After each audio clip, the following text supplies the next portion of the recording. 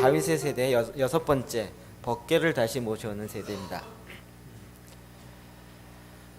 우리가 지금 다윗의 세대에 대해 계속적으로 살펴보고 있습니다. 앞으로도 더 많이 볼 것 같은데요. 하나님이 매 시대마다 키워드가 있다 그랬죠. 중심적인 단어. 우리는 이제 이게 좀 익숙해지시죠. 하나님 다윗의 세대를 일으켜 주십시오. 그런데 다른 교회 가서 다윗의 세대를 일으켜 주시면 또 뭔 얘기야. 이게 이해가 안 되는 거죠. 엘리야의 세대를 일으키십시오. 이제 키워드가 이런 것들이야. 한 단어로 딱 함축해서 그 많은 내용을 담는데 다 그 풀어서 얘기할 수는 없잖아요.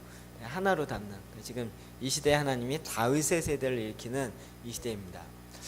저도 어렸을 때부터 교회 다니고 어렸을 때부터 이 다윗의 이야기는 늘상 듣고 하던 이야기입니다. 이것이 이렇게 적용되어서 풀어진다는 얘기는 정말 하나님이 그 시대를 이루어 가고 있다는 것이에요. 어렸을 때는 그냥 이야기였습니다. 재미있는 이야기였고 성경 이야기였고 그것이 또 구연 동화로 뭐 다양하게 이야기됐었습니다. 이야기가 이야기로 끝나는 것이 아니라 정말 우리 삶의 현장에서 이것이 어떻게 실제화되고 풀어지는가 하는 것들이 굉장히 중요합니다. 오늘 특별히 법궤를 다시 모셔오는 세대입니다. 법궤는 하나님께서 이스라엘 백성에게 만들려고 하신 하나님의 임재의 상징이고 법궤 안에는 십계명이 들어 있습니다. 제가 어제 그제 또 인터넷 뒤지다가 성막을 뒤지다가 한국에서 가장 성막의 권위자인 강문호 목사님의 성막 세미나 10개를 다운을 받았습니다. 1시간 반 정도. 그분이 세미나를만 한 200회 이상 하셨어요. 그리고 첫 번째를 제가 다 들었는데 제가 사실은 금요일날 저녁에 성막 강의를 다시 할 생각이 있었어요. 그래서 이제 그걸 찾다가 조금 더 이렇게 늦췄는데 그분이 전 세계에 실제 성막 모형이 있는 곳이 12군데입니다. 근데 성막의 실제 크기와 똑같은 데를 갖고 있는 데는 3군데밖에 없습니다. 그 중에 하나가 한국입니다. 오산에 있는. 그리고 하나님의 이 말씀의 역사가 일어나는 곳마다 성막이 회복되었다라고 이렇게 이야기하는 걸 들었습니다. 이 법궤가 회복되어지는 것, 또 성막이 회복되어지는 건 그냥 교회를 짓는다는 의미보다 그곳에 담겨 있는 본질적 의미가 있다는 것입니다. 이 성막의 가장 핵심이 법궤입니다. 법궤. 이 법궤를 이스라엘 백성들이 무슨 만병통치약인 것처럼 어디에나 가지고 가면 이길 수 있다 이렇게 생각하여서 잘못 사용되어진 부분이 있습니다. 그 사건이 사무엘상 4장입니다. 6절부터 8절까지 읽읍시다. 시작. 블레셋이 그 외치는 사람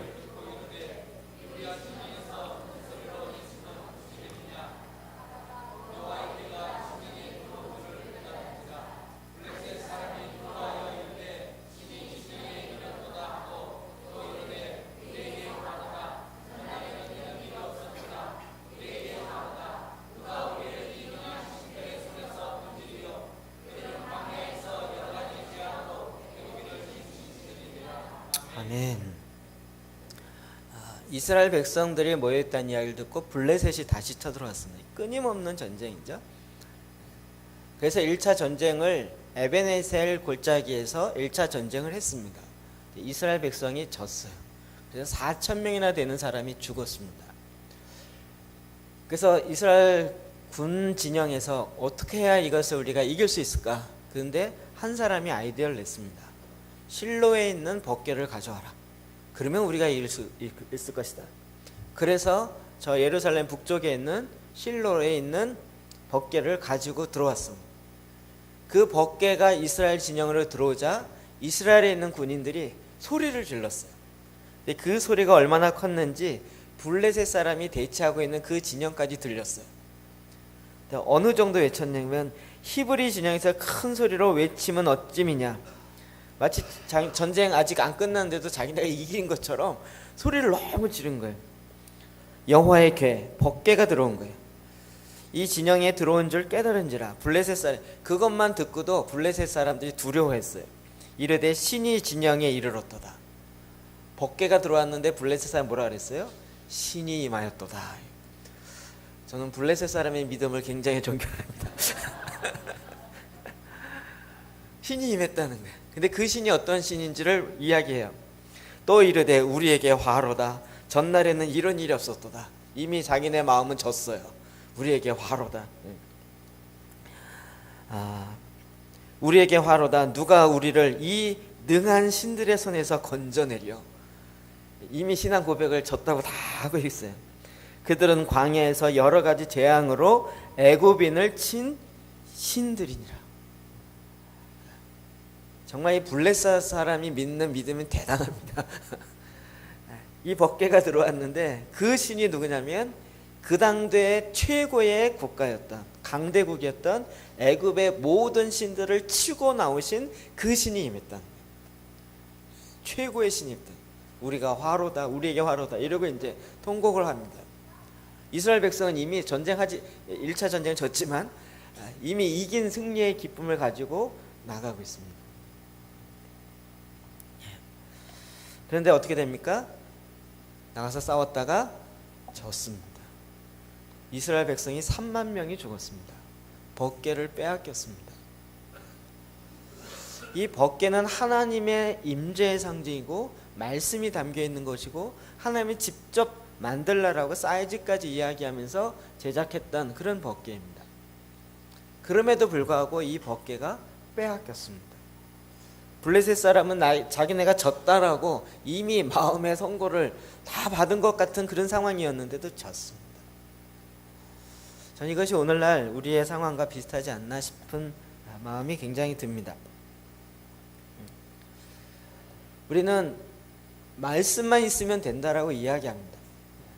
근데 이 말씀이 살아있고 운동력 있는데 살아있고 운동력 있는 말씀이 아니라 그냥 말씀 그 자체면 된다라고 생각합니다. 근데 희한하게도 이제 그런 교회들이 자꾸 문제가 일어나고 무너지고 있다는 거죠. 하나님의 말씀에 따라 움직여지는 교회가 아니라 이제는 그 가장 큰 자랑을 했던 그런 교회들이 점차 흔들리고 있는 거예요. 그러면서 계속 이야기합니다. 그리고 계속 이렇게 합니다. 누가 오면 어떤 일이 있으면 조건을 계속 붙여.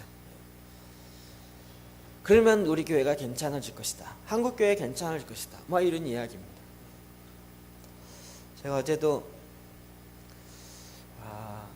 땅밖에 원래 이제 월요일날 아침에 헨리 구로 목사님이랑 월요일날 아침에 목사님들이랑 같이 땅밟기를 할 연합으로 할 생각이 있어서 그렇게 이제 준비를 하고 아직 알리지는 않았지만 준비하고 있었는데 이게 딱 이렇게 되니까 주일날 목사님들이 움직인다는 게 쉽지 않잖아요. 자기 교회 다 예배 있고 그런데 그래서 이제 고민하다가 어제 밤에 딱 한 분에게만 전화를 했어요. 사실은 이만해서 이렇게 됐는데 주일날 우리가 오후 3시에 땅밟기를 하려고 합니다. 혹시 목사님이 마음이 있으시면 시간이 어떨지 모르지만 같이 하실 수 있으면 같이 했으면 좋겠습니다. 저는 이제 이런 연합해서 같이 하면 더 좋겠다 이런 마음에서 이제 이야기를 하고 지금 요 근처에 있는 교회도 이야기를 할까 말까 고민하고 있었습니다. 근데 그 전화를 받는 목사님의 반응이 저는 약간 의외였어요. 그 목사님은 땅밟기의 전사라는 헨리 그로 목사님을 어떻게 당신 교회에 초청하게 됐냐는 거예요. 아니 그냥 뭐 이렇게 해서 됐습니다.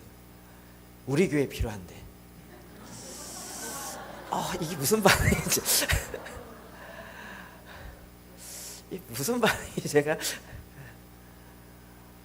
어떤 얘기인지 아시겠죠?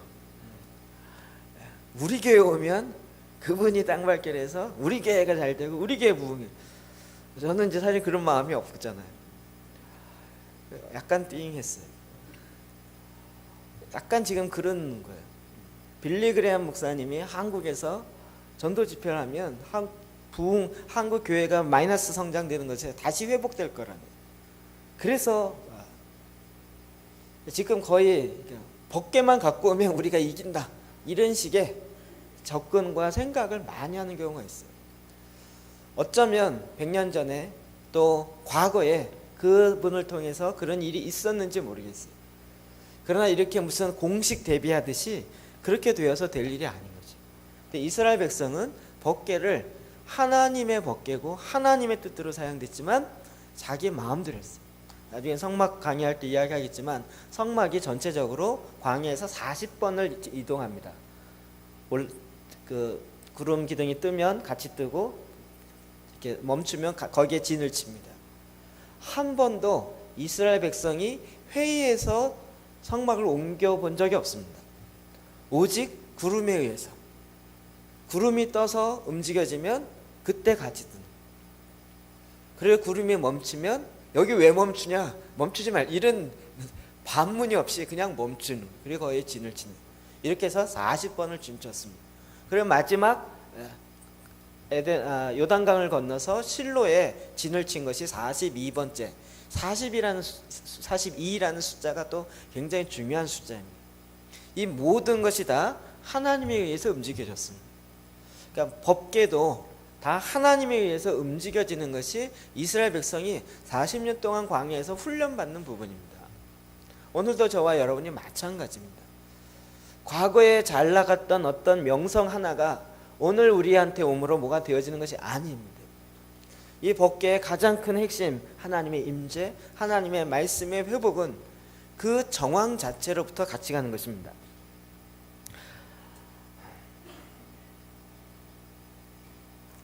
사무엘상 5장 8절입니다. 이제 법궤 전쟁에 져서 법궤를 빼앗겼습니다.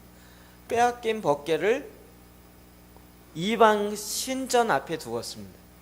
그랬을 때 5장 8절부터 시작. 이에 사람을 보내어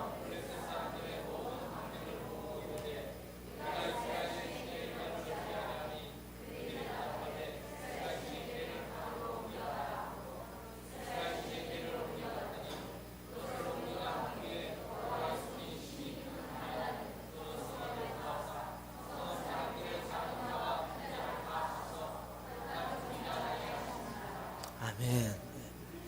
법궤가 옮겨 가는 곳마다 독종이 일어나고 또 연병이 돌고 또 신전에 갖다 놓으면 다곤 신상에 모가지가 부러지고 그 다음 날 보면 다시 팔이 부러지고 완전히 꼬꾸라져 있어요. 사실 어떤 면에서 우리가 일하지 않아도 하나님의 법궤 그 자체가 가는 곳에 이미 하나님의 그 영광과 하나님의 임재로 이미 초토화 작업이 일어나는 거예요. 우리는 자꾸 이런 부분에 있어서 인간의 방법, 우리의 생각으로 하려고 합니다. 성령님이 우리 가운데 말씀하시고 하나님이 우리 가운데 지금 운행하시는 그 하나님의 무빙, 하나님의 움직임을 봐야 하는 것입니다. 오늘 이 시대에도 마찬가지. 하나님이 이 시대에 지금 어떠한 움직임을 갖고 있는지 우리가 봐야 됩니다. 제가 요즘 굉장히 이렇게 약간 이렇게 시니컬하게 좀 뭐랄까 되는 게 요즘 한국에 일어나는 그 이단 비판하는 그런 문제들 때문에 제가 보면서 정말 말도 안 되는 이야기들을, 그러면서 또 한편에서는 하나님의 일하심에 대해서는 전혀 모르는, 하나님의 말씀이 잘못 사용되어지는 거예요.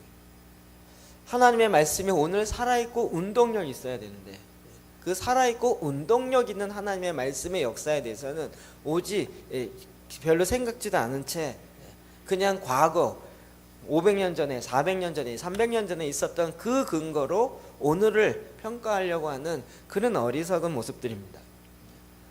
저희도 마찬가지입니다. 하나님 우리를 하나님의 길, 하나님의 마음으로 끌어갈 때 우리가 가보지 않은 길들을 하나님 말씀하십니다.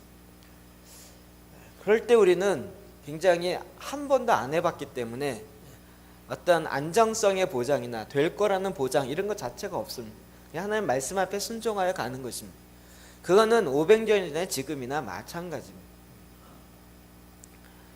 오늘 우리가 이제는 이와 같은 하나님의 역사를 법궤와 함께 가는 다시 회복되어진 역사를 봐야 되는 것입니다. 이런 부분에 있어서 하나님의 법궤가 바로 사용되지 않을 때 하나님이 흔드십니다. 진동하십니다.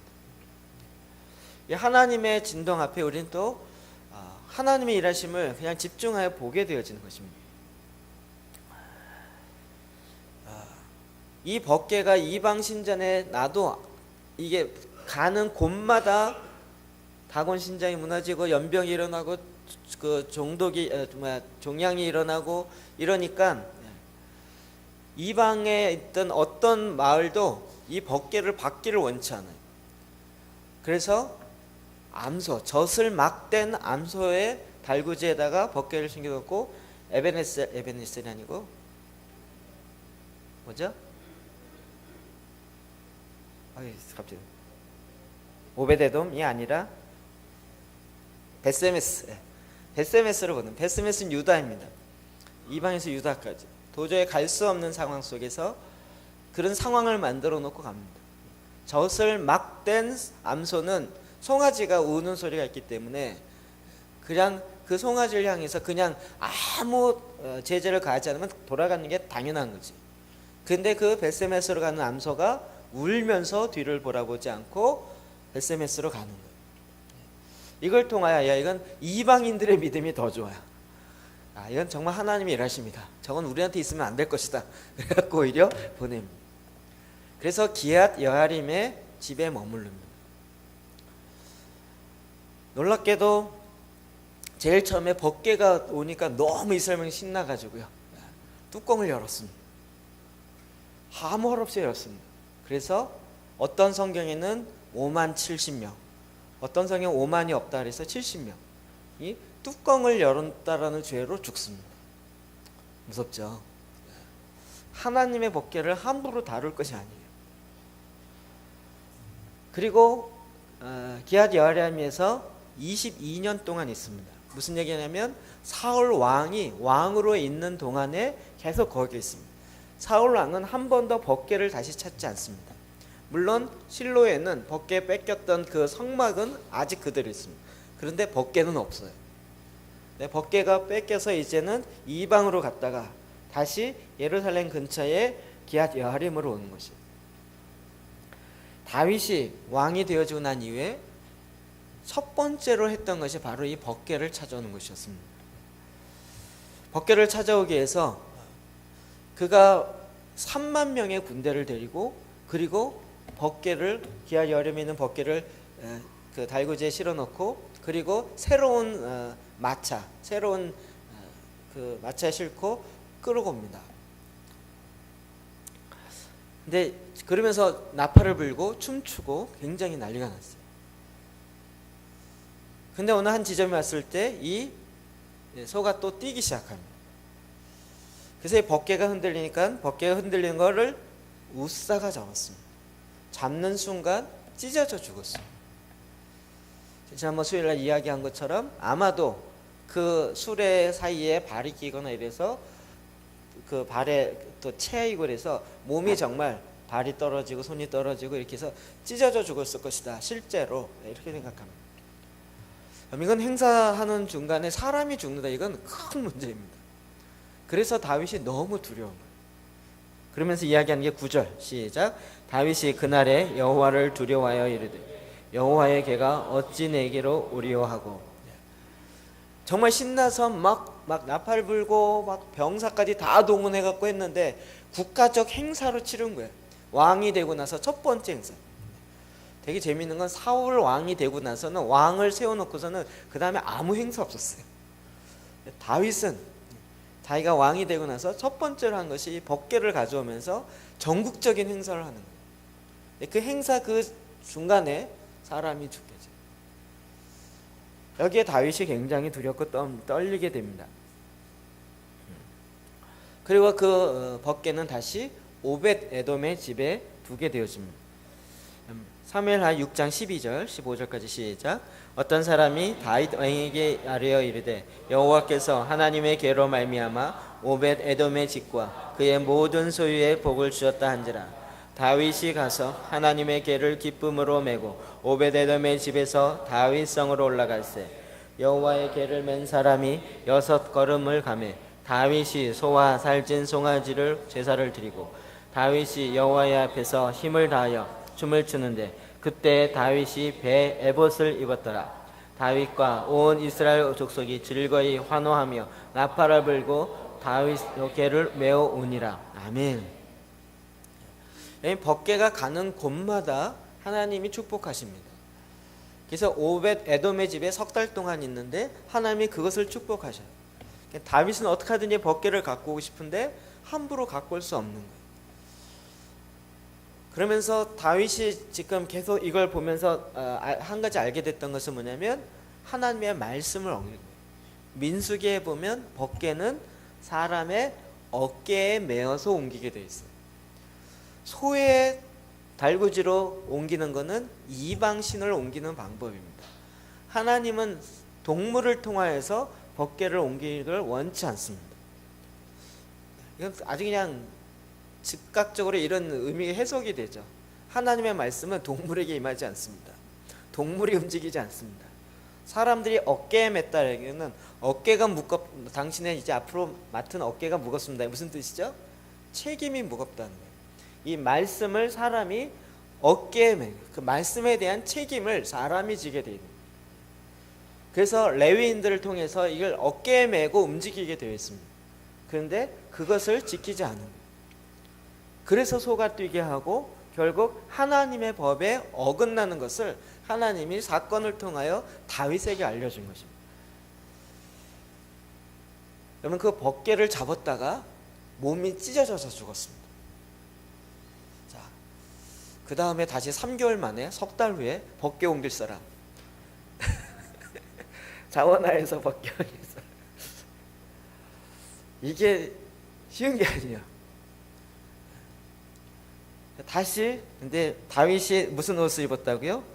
에봇옷 무슨 옷이죠? 제사장 옷이에요. 이게 민수기에 있는 말씀처럼 레위인을 준비하고 그를 정결케 하고 성결케 해서 거룩하고 성결한 자가 하나님의 법궤를 매야 되는 거예요. 그리고 다윗도 이게 잘못하면 죽음인 거예요. 하나님이 한 번이면 죽음. 제사장 옷을 입은 거예요. 에봇의 옷을 입고 그리고 6걸음을 가서 살아있나 보는 거예요. 아직 살아있다니까 오 할렐루야. 그리고 거기서 제사를 드리고 그리고 또 6발 가는.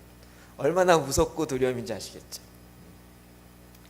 하나님이 말씀을 옮기는 이 장면을 너무나도 실제적으로 우리 가운데 보여주고 있어요.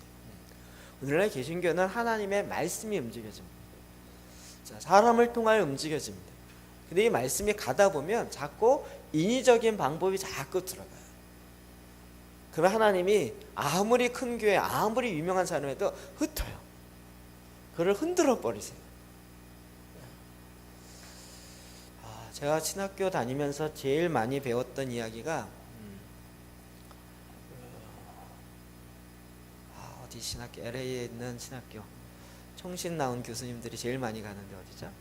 웨스트민스터. 웨스트민스터 신학교입니다. 그 웨스트민스터 신학교가 거기를 나온 사람이 주로 교수가 돼요. 그 웨스트민스터 신학교 맞죠? 제일 유명합니다. 나중에 알고 봤더니요, 거의 굉장히 조그만 신학교예요. 미국에서 별로 이름 없는 신학교. 웨스트민스터가 나오게 된 배경이 그 동부 쪽에서 자유주의 운동이 일어나면서 우리가 잘 아는 보스턴이나 또 예일 대학이나 다 크리스천 대학이에요. 다 우리나라 연세대처럼 다 선교사에 의해서 세워진 그런 대학이에요.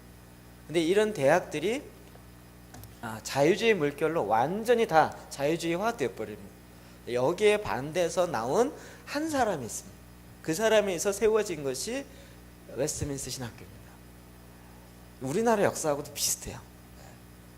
우리나라 장로교의 원 역사는 통합적입니다. 그쪽에 WCC 문제로 가입하냐 안 하는 문제를 해서 대부분 한국이 다 가입하고 죽어도 이거는 틀리다.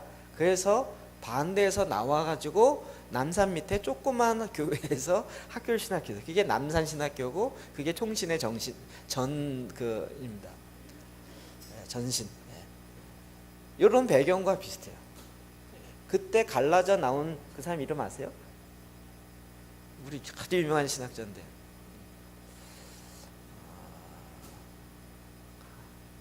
제 이름 생각 안 나요. 그 신학자가요 정말 어마어마한 일들 많이 했습니다. 근데 놀랍게는요, 그렇게 해서 지금 보수주의적인 입장이 굉장히 많이 한국에만 이렇게 많이 퍼졌는데 그분의 말년에 대해서 아무도 얘기 안 해요.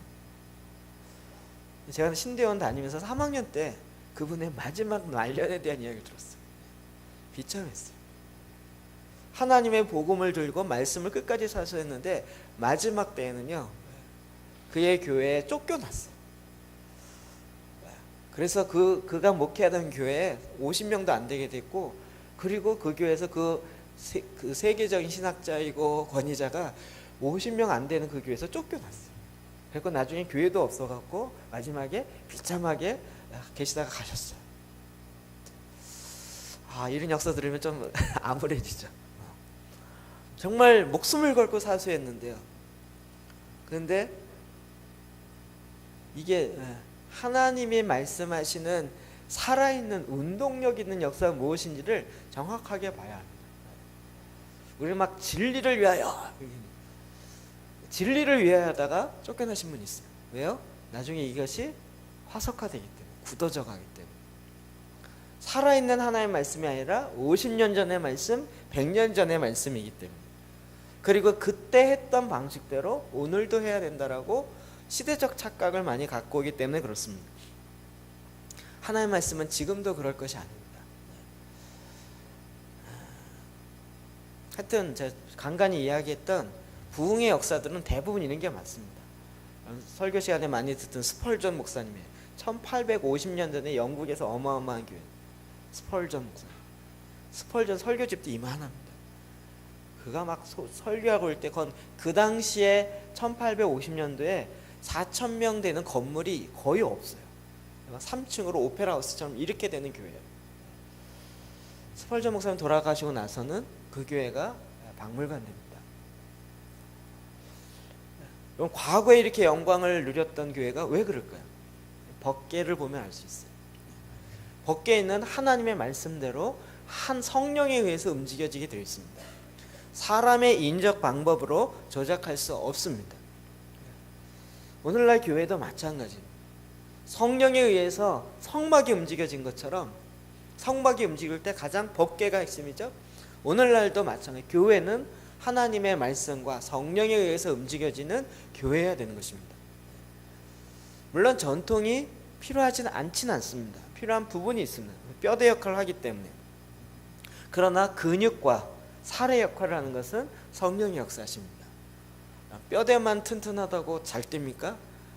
통뼈라고 운동 잘하나요? 근육이 없으면 못 움직이는 거예요. 여러분, 이 근육의 역할을 하는 것이 또한 성령의 역사인 것입니다. 다윗은 이것을 아는 것이었어요. 요한계시록 11장 19절 볼까? 시작. 이에 하늘에 있는 하나님의 성전을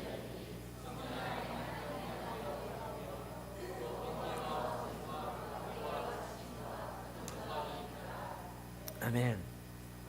계시록 11장입니다. 하늘이 열렸어요. 하늘에 있는 하나님의 성전이 열렸어요. 그 안에 뭐가 있어요? 하나님의 언약궤가 있더라. 마지막 때 하나님의 하늘 성전에, 그게 다윗이 보고 성막을 그냥 이게 성전을 짓는 거잖아요. 하나님 계시다라. 이게 천국의 그림자예요. 하늘에 있는 하나님 성전의 그림자로서 성전을 짓는. 근데 그 하늘 성전에도 뭐가 있어요? 하나님의 법궤가 핵심이에요. 오늘날도 이게 굉장히 뭐가 중요하다는 거 아시겠죠? 이 법궤로 말미암아 하나님의 말씀이 곧 통치입니다. 그러니까 우리는 왕 같은 제사장이라 내 마음대로 할 수 있는 왕이 아닌 거예요. 하나님의 말씀의 법을 이 땅 가운데 맡은 청지기로 그것을 갖고 그 법에 의해서 다스려야 되는 그와 같은 백성입니다. 저희가 그냥 마음대로 이렇게 말씀을 내 마음대로 이렇게 조작할 것들이 아니라고요. 이 법궤를 다윗이 자기의 다윗성 옆에 희온산에 갖다 놓습니다. 그러면서 32년 동안 법궤를 모셔놓는 텐트를 칩니다. 성막은 아직 어디 있어요? 실로에 있어요. 솔로몬 성전을 짓기 전까지는 실로에 계속 있었습니다. 근데 법궤는 실로로 돌아가지 아니하고 다윗성 바로 옆에 텐트를 쳐놓고 그 안에서 32년 동안 있었습니다. 그럴 때 다윗이 그 앞에서 찬양하고 찬양팀을 만들고 해서 30년에서 찬양한 것입니다. 그것이 예루살렘 성전, 솔로몬 성전으로 들어가면서 솔로몬에 의해서 멈춰지기 시작한 것입니다. 이렇게 다윗은 하나님의 궤를 다시 찾아오는 것이에요. 여러분, 우리가 기도의 집을 할 때는요, 찬양도 중요하지만 찬양이 나오게 된 가장 핵심은 말씀입니다. 말씀이 찬양이 있고 그것이 우리 안에 노래가 돼 기쁨이 되는 거예요. 오늘날 이 찬양이 까딱 잘못하면 찬양의 감성주의로 가요. 사람의 흥을 돋궈주는 찬양. 예배가 지겨우니까 이제 좀 재밌게 해보자. 이런 식의 찬양. 하나님이 그런 것, 분위기 잡는 찬양을 원하는 것이 아닙니다. 정말 내 영이 기뻐하고 내 영이 하나님을 즐거워해서 그 하나님께 드려지는 그런 찬양. 그것이 나오려면 하나님의 말씀, 하나님의 법궤가 우리의 마음의 중심에 바로 잡혀야 됩니다. 하나님을 향한 그 내 마음의 보좌의 가장 첫 우선순위예요. 그래서 다윗이 법궤를 이동하는 것을 통해서 하나님 일하시는 걸 봅니다. 그리고 첫 번째로 가장 우선순위가 하나님의 말씀의 법대로 움직여야 된다라는 것을 다윗이 그가 이런 사건을 통해 알게 되는 것이에요. 역대상 15장 1절과 13절 봅시다. 시작. 다윗이 이르되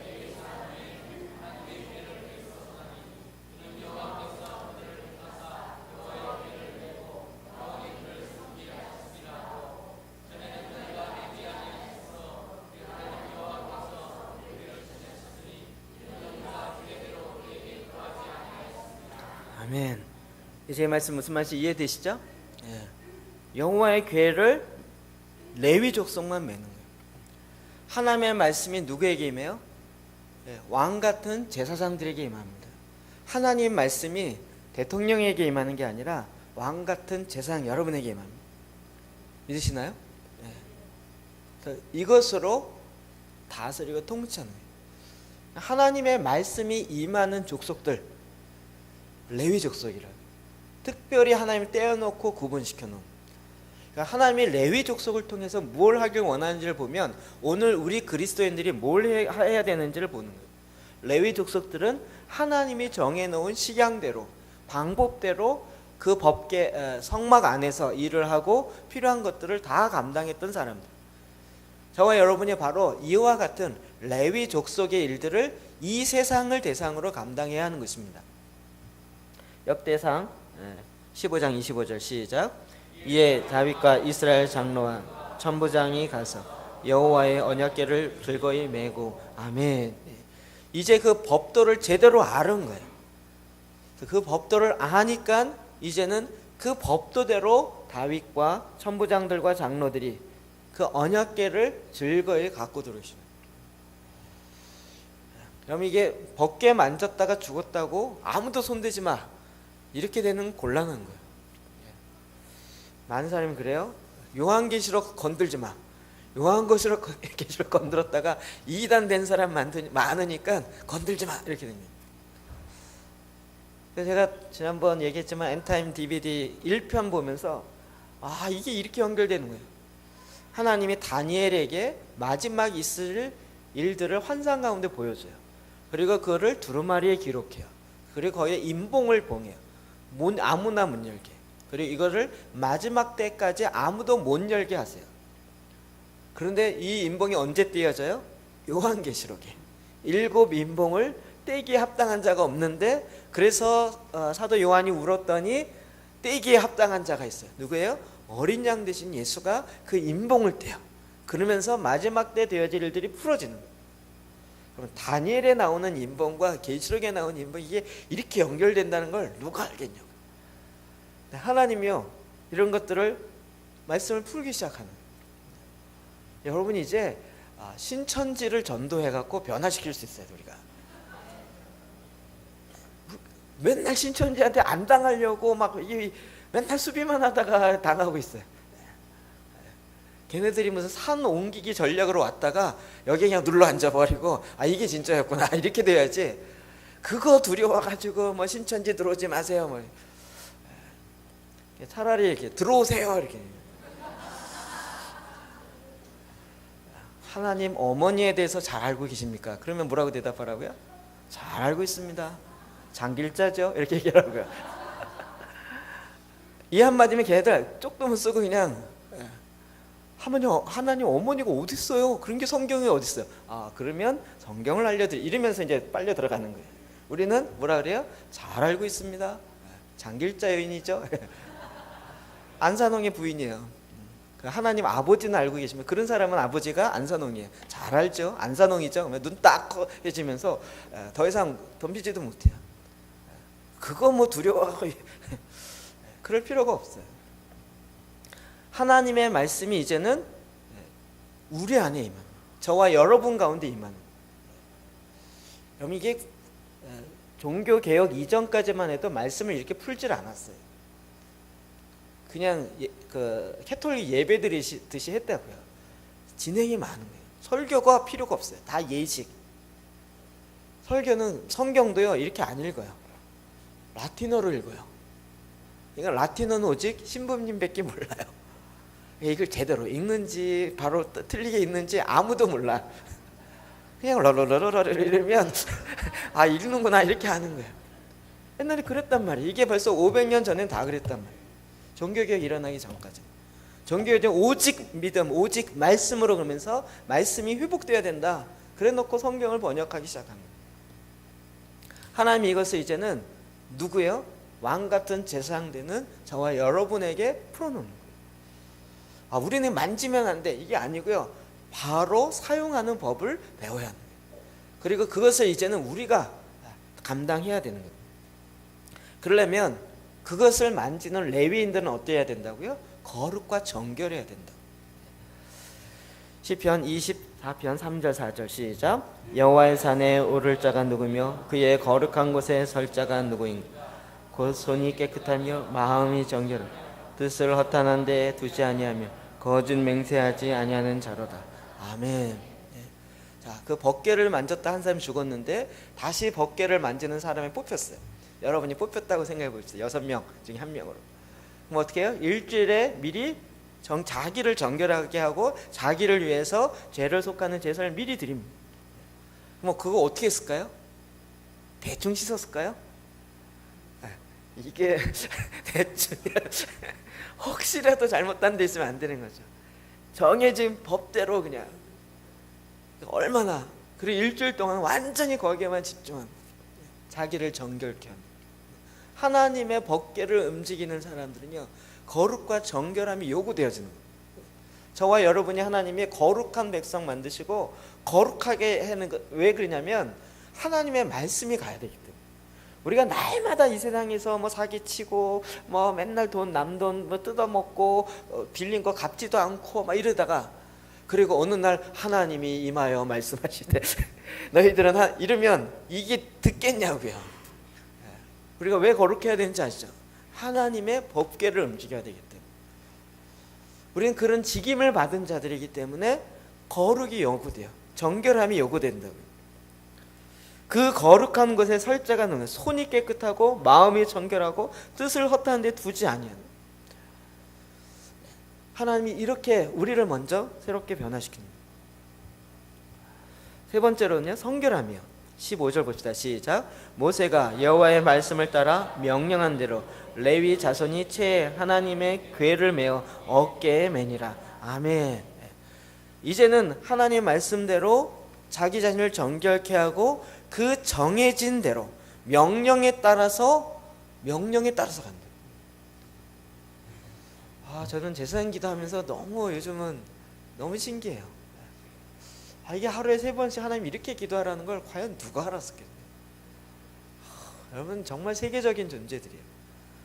제가 알기로 세계적으로 이렇게 하는데 별로 없어요. 여러분이 지금 거의 처음으로 세계에서 선두주자로 처음으로 가고 계신 분들이에요. 별로 감동 안 하시네.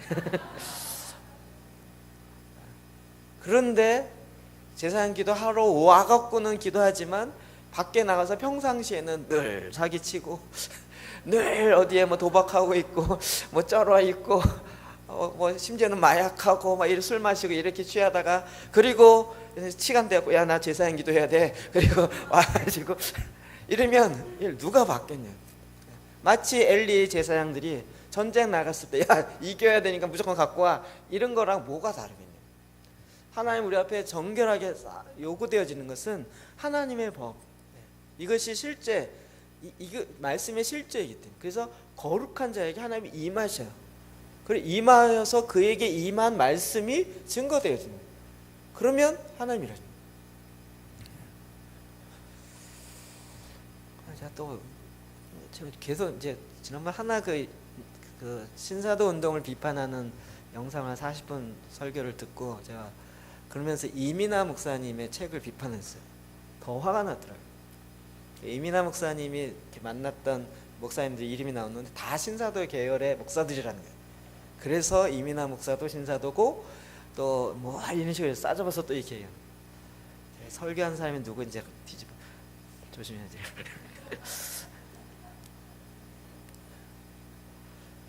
그렇게 자신 있으면 눈 먼 사람 하면 눈 뜨게 해보라고요. 2번이나 눈을 멀었다가 다시 눈이 뜨게 되었는데 한번 해보라고요. 그게 되나? 하나님이 어떻게 그의 삶 속에 움직였고 일하셨는가는 하나도 얘기하다고요. 그가 만난 누가 누군데 이래서 진짜 말도 안 되는 이야기를. 하나님이 실질적으로 일한 하나님의 역사를 보자고. 그리고 그의 마지막에 삶을 보라는 열매를 보고. 누가 이 시대에 그 정도로 살겠냐. 흥분하면 안 돼. 주님 성결하게 하여 주십시오. 하나님의 언약 궤를 갈 때 하나님이 그가 마지막에도 제가 몇 번 이야기했지만 네가 미국의 변호사보다 내려놔라. 그리고 목사로 일해라. 마지막 때는 그가 목사로 하나님의 사랑을 나누죠. 땅끝에 있는 아이들, 형무소에 있는 청소년 아이들, 걔네들 주로 변호하면서 걔네들에게 하나님의 사랑을 나누고 이렇게 나누는 것이 내 인생에 가장 보람있고 가장 값진 일을. 그래서 주로 그런 일을 하면서 다녔어요. 돈 없고 그 국빈 변호사도 제대로 얻지 못하는 그런 아이들을 자기가 가져. 그리고 거의 조폭이고 완전히 깡패고 이런 아이들인데 그런 아이들을 변호하면서 그가 그렇게 살았어요. 성결한 자에게 하나님의 말씀이 임해요. 16절 봅시다. 시작. 다윗이 레위 사람의 어른들에게 명령하여 그의 형제들을 노래하는 자들로 세우고 비파와 수금과 재금 등의 악기를 올려서 즐거운 소리를 크게 내라 하며 아멘. 이제 법대로 그 언약궤를 어깨에 메고 움직이니까 하나님이 진노하지 아니하시고 움직이기 시작해요. 주님이 내 안에 오시는 거예요. 주님이 우리 가운데 보좌의 중심으로 오시는 거예요. 너무 기뻐서 춤추는 거예요. 기뻐 춤춰요. 비파와 수금과 재금 악기들을 울리고 즐거운 소리를 내요. 그리고 하나님을 찬양하면서 옮겨오는 거예요. 하나님 지금도 이와 같은 일들을 하기를 원하세요. 우리가 저는 이제 정말 점차 이렇게 그림을 그리면서 만들어가는데 예배 가운데 하나님의 말씀이 임하는 거예요. 준비해 놓은 말씀이 아니라 찬양하는 가운데 하나님의 말씀이 임해요. 그러면 그 말씀이 선포돼요. 그리고 그 말씀이 과거에도 없었고 완전히 새로운 말씀이에요. 왜요? 하나님이 지금 이 시대에 새롭게 하는 하나님의 말씀입니다. 제가 한때는 이제 BTJ 운동에 굉장히 많이 앞장서 있었어요. 백투 예루살렘. 그럼 그거는 서구 신학자들이 머릿속에서 나온 아이디어가 아니에요. 중국에 있는 가정교회 지도자들이 서북 신학교라고 이미 기도하는 가운데 중국이 감당해야 될 것은 예루살렘까지 가야 되는 것이다. 그걸 알고 그들이 100년 전에 이미 갔어요. 가다가 국경에 맡겨갖고 더 이상 못 가고 거기에서 진을 치고 거기서 살기 시작했는데 그것이 서북 신학교예요. 저 카자흐스탄이랑 붙어있는 그쪽이에요. 그 사람들이 거기에서 이 국경이 열리고 할 때까지 기도하고 준비했어요. 제가 조그만 중국 신학교에서 강의를 한 적이 있었는데요. 그때 잠깐 이야기했죠. 마지막에 이 백투리에서는 화살로 딱 그려갖고 이야기하니까요. 이 사람들이요.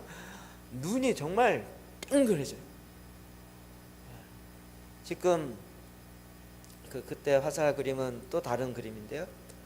화살이 이렇게 돼 있잖아요. 그래서 이게 위에서부터 몽골부터 시작해서요. 그다음에 중국과 밑에 태국 아니면 캄보디아 쪽으로 이렇게 연결돼도 이제 이게 하나의 축이에요. 근데 여기서 이제 가는 것에 멈춰져 있어요. 그런데 이 활을 중심으로 이걸 뭐라 하죠? 활을 중심으로 화살을 당겨야 돼요. 이 당기면 처음으로 오는 것이 한국 서울이고요. 그 다음 오는 것이 일본이에요. 그래서 일본이 갖고 있는 재정 이것을 해서 한국이 연결해서 이 화살을 앞으로 나가야 돼. 근데 그 화살이 앞으로 나가면 어디로 가요? 예루살렘으로 가요. 이게 딱 지도에 놓고요. 화살을 딱 그려서 당기면요. 이게 활 그림이 딱 나와요. 제가 이거를 어떤 사람이 꿈에 해서 그거를 프랭카드로 해서 어느 선교사님이 했던 걸 이제 해서 이제 그 프랭카드로 만들었거든요. 그걸 딱 보여줬더니 이분들이 완전히 눈이 땡겨져요. 우리가 늘 기도하더라고요. 왜? 하나님이 주신 거예요. 하나님의 그 계시를 받은 거죠.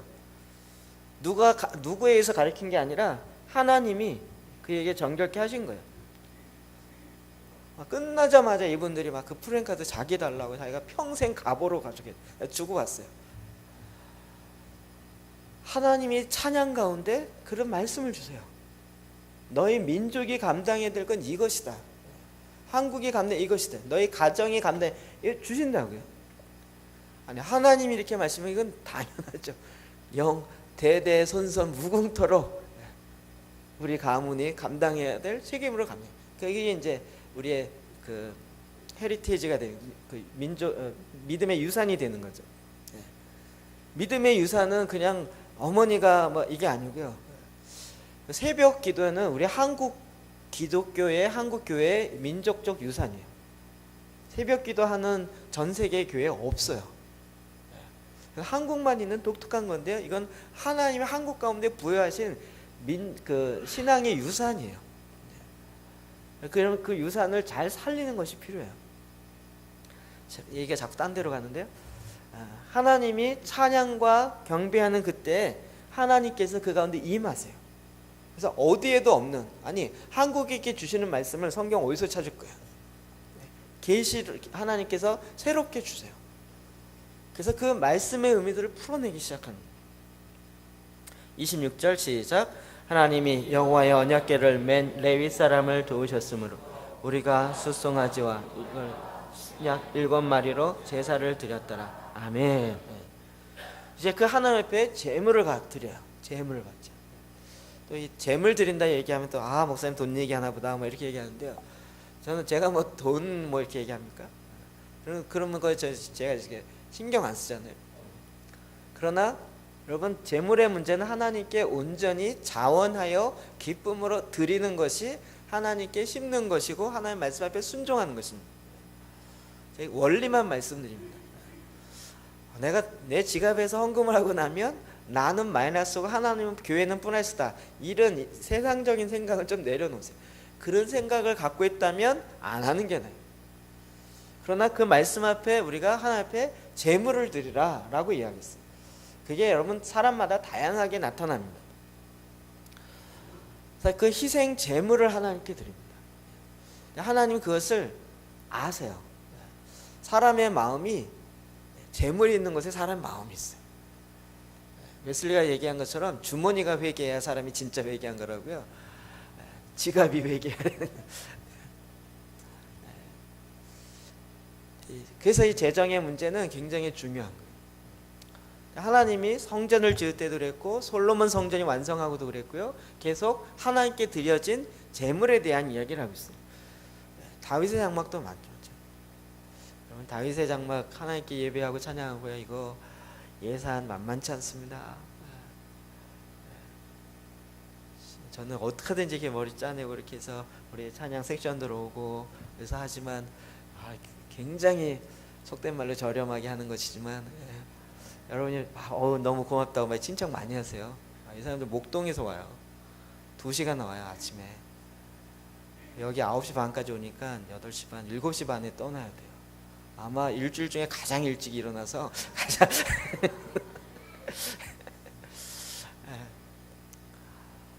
와우 뭐 이렇게 칭찬 많이 해주세요. 아니면 여러분 직접 하시든지. 하나님 앞에 제물이 드려져야 돼요. 여기 그냥 드려지지 않아요. 제물이 드려져요. 역대하 5장 6절 시작.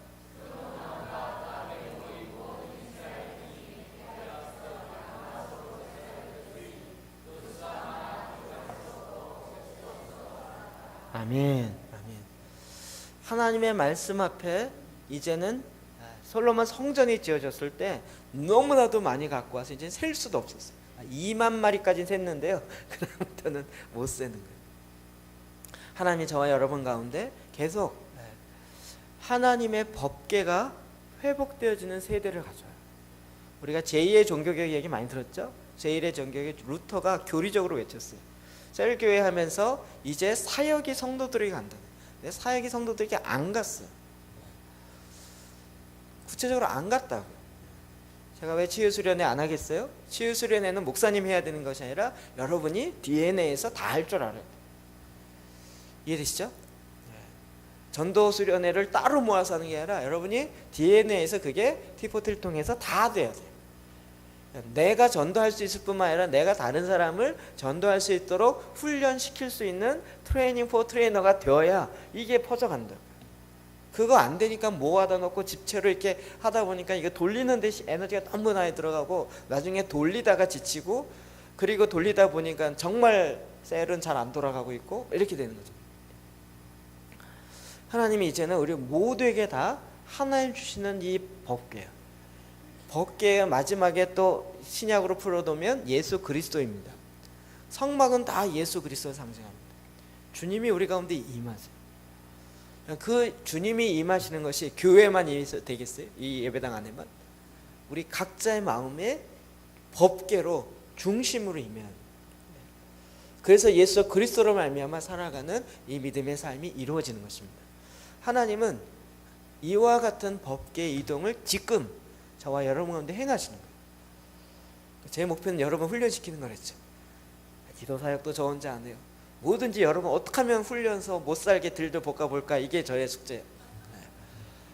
제가 하는 게 목적이에요. 저는 얼마든지 해요. 근데 여러분이 이제 하게 하는 거예요. 여러분이 하죠. 그런데 그것도 하나님의 말씀대로, 하나님의 식양대로, 그리고 하나님의 말씀의 법궤가 중심으로 실제로 이제 말씀이 말씀으로 옮겨와서 그 말씀을 내가 다른 사람에게 바로 전할 수 있을 때, 그때 드디어 내가 그 소임을 제대로 다한 것이에요. 하나님은 이 시대에 지금 다시 법궤를 가져오고 있어요. 법궤를 회복하는 세대, 다윗의 세대를 일으킨다고요. 여러분, 우리가 오늘 이 땅에서 왕 같은 제사장의 사역을 감당하려면 제2의 종교교육을 외쳐서 되는 것이 아니라 법궤가 회복돼야 돼요. 내 안에 말씀이 풀어져야 돼요. 말씀이 회복되어져.